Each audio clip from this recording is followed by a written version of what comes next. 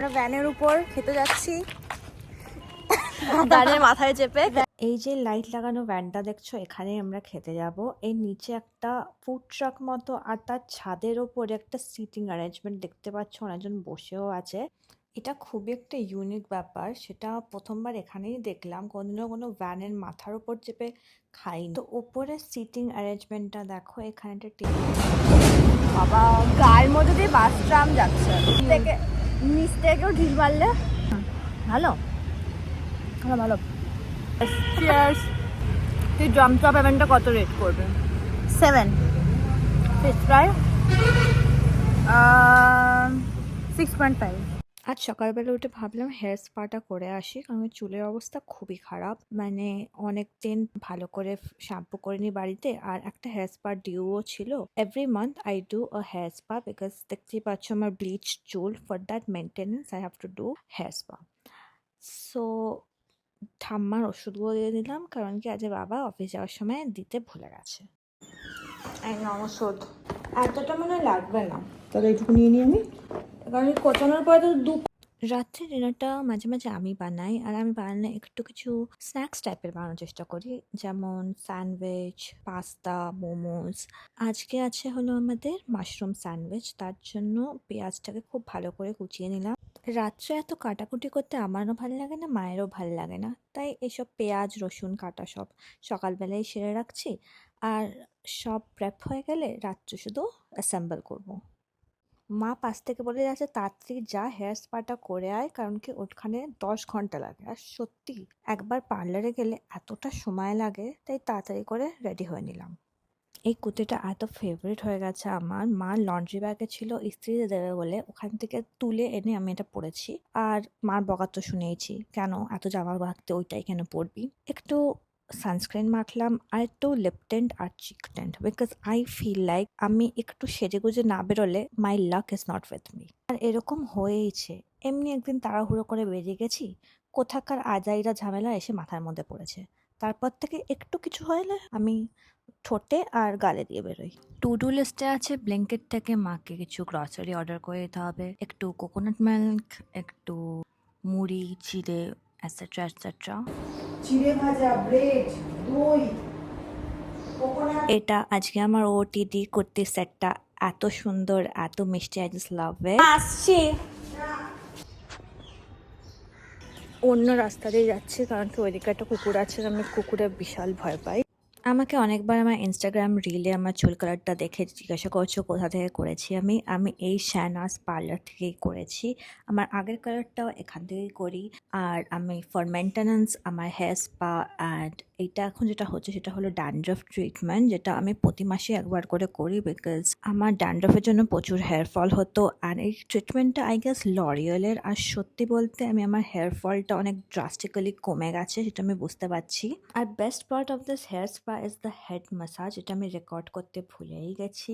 But just look how soft and voluminous my hair looks. এই স্পাটা আমি মাসে একবারই করি, and it is quite costly and it is an investment.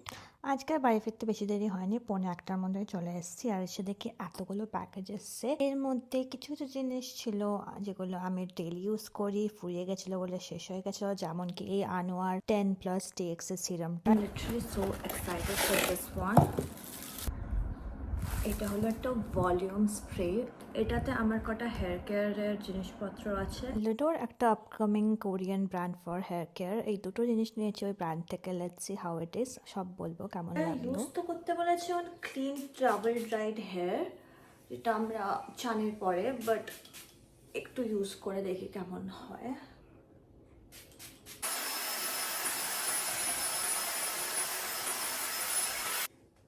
Okay, I don't know, এইটুকু volume তো আমার আগেও ছিল না মনে হচ্ছে। আমি ইউজ করার ইনস্ট্রাকশনও নেই, এটা প্রপারলি টাওয়েল ড্রাইড হেয়ারে ইউজ করতে বলেছে, যেটা আমি করিনি এক্ষুনি। আমি পরের দিন ওটাকে ঠিকভাবে ইউজ করে I will let you know. পরের দিন সকাল দেখো রেডি হয়ে গেছি, যাচ্ছি ডেন্টিস্টের কাছে, রুট ক্যানাল সেশন আছে। This is my 3rd session. 2-3 সপ্তাহ যাবো না করে আজকে ফাইনালি যাওয়া হচ্ছে। তুমি পেছনে বসেছি তো ভাড়া বার করছি। টাকাটা নিয়ে এসছো? হ্যাঁ হ্যাঁ। তাড়াতাড়ি মোবাইলটা বার করলাম ফটো তুলবো বলে। দেখো পলাশ ফুল, এই জায়গাটাতে 3-4টে পলাশ গাছ দেখলাম, আর এইটা ফাইনালি ফটোটা তুলতেই পারলাম। আজকে আমার বাবার খুব লস হয়ে গেছে, কারণ কি ক্লিনিক খোলার 2 ঘন্টা আগে আমাদের নিয়ে আসতে পারেনি বলে। অন্য সময় আমরা ওয়েট করি ক্লিনিক খোলার জন্য, কারণ কি আমার বাবার কথা হলো টাইমের 1 ঘন্টা আগে তো যেতেই হবে। দেখি আজ খাবারে কি আছে, বেগুন ভাজা, ডাল সিদ্ধ, ভাত, আর এটা হলো চিংড়ি মাছের মালাইকারি। আচ্ছা চিংড়ি মাছের মালাইকারি দিয়ে ভাত খাবো, আমি ডিসিশন নিয়ে নিয়েছি। ইউটিউবটা চালিয়ে বসি। আমার রুট ক্যানালের ফাইনাল ফিলিংটা তো হয়েই গেছিলো, যেটা পার্মানেন্ট। আজকে শুধু দাঁতের মাপ নিতে হবে ফর দ্য সেরামিক ক্যাপ। ভেবেছিলাম প্রসিজিওরটা ফিল্ম করবো, তারপর দেখলাম it is not a pretty procedure to film, তাই ভাবলাম ছেড়েই দিই।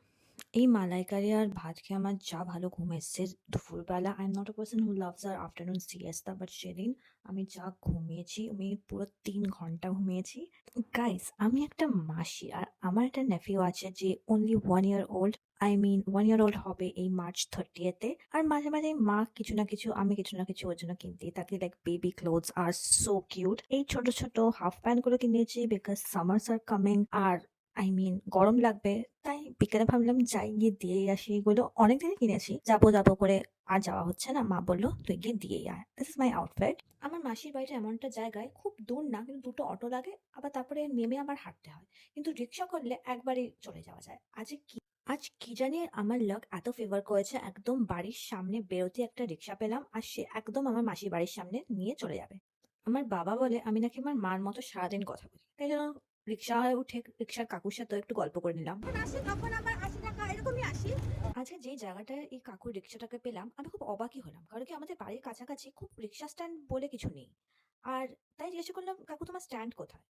তাই বলতে বলতে আমাকে কাকু নিজের স্ট্যান্ডটা দেখালো। এই যে সামনে যে রিক্সাগুলো দাঁড়িয়ে আছে দেখছো, এটা কাকুর স্ট্যান্ড। আর এই সামনের গলিটা যেটা আমরা ক্রস করছি, এখানে কাকুর বাড়ি। এই রাস্তাতেই কাকু রিক্সাটা চালায়।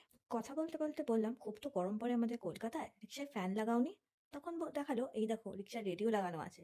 দিয়ে সঙ্গে সঙ্গে একটা গান চালিয়ে দিল FM এ। বললো ফ্যানও লেগে যাবে যখন গরম পড়বে। যেহেতু বিকেল বিকেল এসছে, আমি ভাবছিলাম জেগে আছে বাচ্চাটা না ঘুমোচ্ছে। তারপরে পাড়ার মোড় থেকে যে আমি চিৎকার শুনলাম, আমি শিওর যে জেগে তো আছেই। বলে ব্লগে আসার জন্য ওকে প্যান্ট কেন পরতে হয়, ফুল প্যান্ট গরমের মধ্যে? এত খেলনা থাকতে ও সেই খেলবে, সেই কোথাকার লেডিস ব্যাগ, কোথায় ছেঁড়া পলিথিন, ছেঁড়া কাগজ, প্লাস্টিক, এসব নিয়েই খেলে। এনেছি। হ্যাঁ। ও বাবা,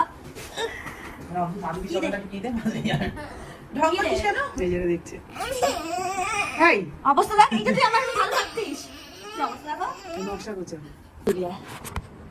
কি রে, বুঝতে পারছিস তোর ভিডিও হচ্ছে? ও মা, কি রে মানি মানি কোথায়? আমি এই যে কর।